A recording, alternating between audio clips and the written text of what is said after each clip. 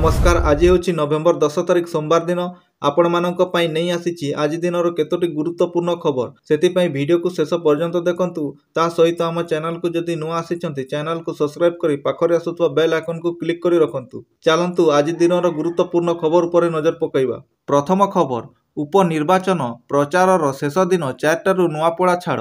रविवार अपराह्न 4टारू silence period लागू हेबो। साइलेंस पीरियड पूर्वरु समस्तंको प्रचार शेष करने निर्देश देइछंती निर्वाचन कमिश्नर। बाहर लोकंकु नुआपड़ा छाड़िबाकू कड़ा निर्देशनामा जारी होईछि। भोटिंग 48 घंटा पूर्वरु निर्वाचन कमेंट प्रसारण न करिबाकू अपील मध्य करा जाईछि। राज्य मुख्य निर्वाचन अधिकारी एही गुरुत्वपूर्ण निर्देशनामा जारी होईछि। परवर्ती खबर, बीजेडी नेतांक घरे आयकर चढ़ाऊ। बीजेडी नेतांक घरे आयकर चढ़ाऊ। बीजेडी नेता मनोज मिश्रंक घरे रविवार आयकर चढ़ाऊ होईछि। कोमोना बासन भवन रे आयकर विभागर चढ़ाऊ जारी रहिछि। कोमोना ब्लॉक रो पूर्वतन अध्यक्ष थिले मनोज मिश्र। एबे बीजेडी राज्य साधारण संपादक अछंती मनोज। पूर्वरु नुआपड़ा जिला बीजेडी सभापति थिले मनोज मिश्र। तेबे अन्य पक्षे कांग्रेस छाड़ी बीजेडी रे जोग देइथिबा मोहम्मद जुनेदंक घरे शनिवार आईटी रेड होइथिला। नुआपड़ा खरियार रोड रे थिबा तांको घरे रेड होइथिला। परवर्ती खबर, देश रे बड़ आतंकवादी आक्रमण योजना पंड।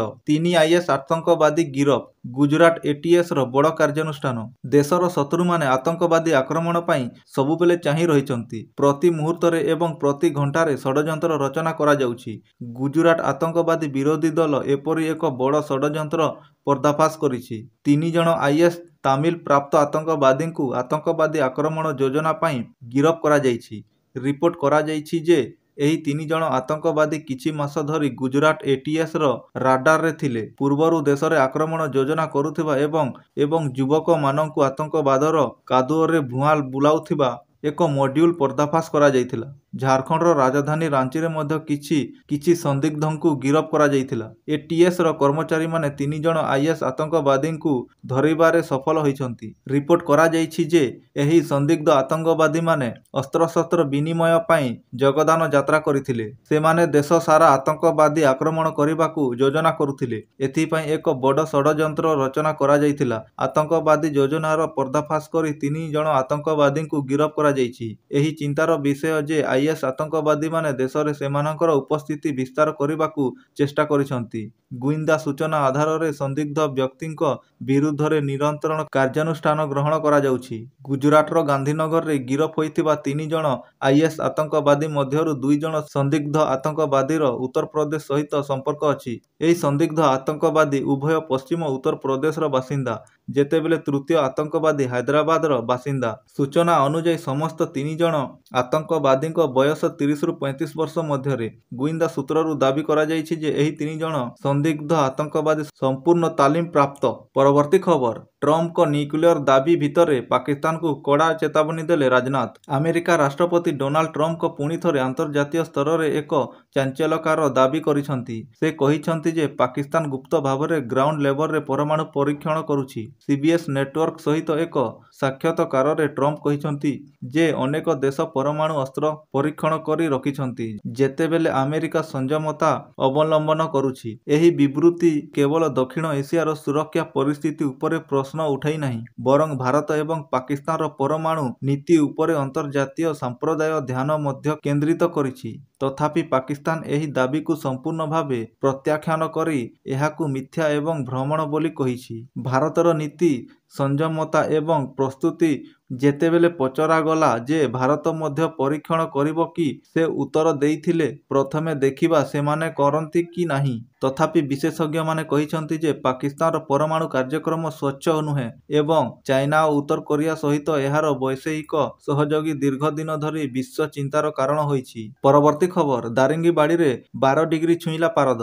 राज्य रे विभिन्न स्थान रे सर्वनिम्न तापमात्रा कमुछि। दारिंगीबाड़ी रे राति तापमात्रा 12 डिग्री छुईछि। फुलबाणी रे 12.5 डिग्री रेकर्ड करा जाइछि। शुक्रवार अपेक्षा कंधमाल जिलार उभय स्थान रे राति तापमात्रा कमिछि। अनुरूप भावे भुवनेश्वर एवं କଟକରେ ପାରଦ ହ୍ରାସ ପାଇଛି। ଶୁକ୍ରବାର ଉଭୟ ସହରରେ ରାତି ତାପମାତ୍ରା 19 ଡିଗ୍ରୀ ଉପରେ ଥିଲା, କିନ୍ତୁ ଗତ 24 ଘଣ୍ଟାରେ ଭୁବନେଶ୍ୱର 18.9 ଡିଗ୍ରୀ ଏବଂ କଟକରେ 18.6 ଡିଗ୍ରୀକୁ ତାପମାତ୍ରା ଖସିଛି। ରାଜ୍ୟର ପାହାଡ଼ିଆ ଅଞ୍ଚଳରେ ସର୍ବନିମ୍ନ ତାପମାତ୍ରା ହ୍ରାସ ପାଉଥିବାରୁ ଶୀତ ବଢ଼ୁଛି। ଭୁବନେଶ୍ୱର ପାଣିପାଗ ବିଜ୍ଞାନ କେନ୍ଦ୍ର ପୂର୍ବାନୁମାନ ଅନୁଯାୟୀ ଆସନ୍ତା 2ରୁ 3 ଦିନ ପରେ ରାଜ୍ୟର ବିଭିନ୍ନ ଅଞ୍ଚଳରେ ସର୍ବନିମ୍ନ ତାପମାତ୍ରା 3 ଡିଗ୍ରୀ ପର୍ଯ୍ୟନ୍ତ ହ୍ରାସ ପାଇବ। ଫଳସ୍ୱରୂପ ଅଧିକ ଥଣ୍ଡା ପଡ଼ିବ। ଭୁବନେଶ୍ୱର ପାଣିପାଗ ବିଜ୍ଞାନ କେନ୍ଦ୍ର ପୂର୍ବାନୁମାନ ଅନୁଯାୟୀ ଆସନ୍ତା 2ରୁ 3 ଦିନ ପରେ ରାଜ୍ୟର ବିଭିନ୍ନ ଅଞ୍ଚଳରେ ସର୍ବନିମ୍ନ ତାପମାତ୍ରା 3 ଡିଗ୍ରୀ ପର୍ଯ୍ୟନ୍ତ ହ୍ରାସ ପାଇବ। ଫଳସ୍ୱରୂପ ଅଧିକ ଥଣ୍ଡା ପଡ଼ିବ। ଗତ 24 ଘଣ୍ଟାରେ ଝାରସୁଗୁଡ଼ା, କୋରାପୁଟ ଓ କେନ୍ଦୁଝରରେ 15.8 ଡିଗ୍ରୀ ଲେଖାଏଁ ରାତି ତାପମାତ୍ରା ରେକର୍ଡ କରାଯାଇଥିବା ବେଳେ ଅନୁଗୁଳରେ ତାପମାତ୍ରା 15 ଡିଗ୍ରୀ, ଭଦ୍ରକରେ 15.5 ଡିଗ୍ରୀ, ଢେଙ୍କାନାଳରେ 16.2 ଡିଗ୍ରୀ, ରାଉରକେଲାରେ 16.1 ଡିଗ୍ରୀ, ବାରିପଦାରେ 19.2 ଡିଗ୍ରୀ ଏବଂ ବାଲେଶ୍ୱରରେ 19.7 ଡିଗ୍ରୀ ରହିଛି। ପରବର୍ତ୍ତୀ ଖବର। ଡିଏସ୍ପି ହେଲେ ବିଶ୍ୱ ଚାମ୍ପିୟନ ରିଚା ଘୋଷ। ବିଶ୍ୱ ବିଜେତାକୁ ବଡ଼ ସମ୍ମାନ।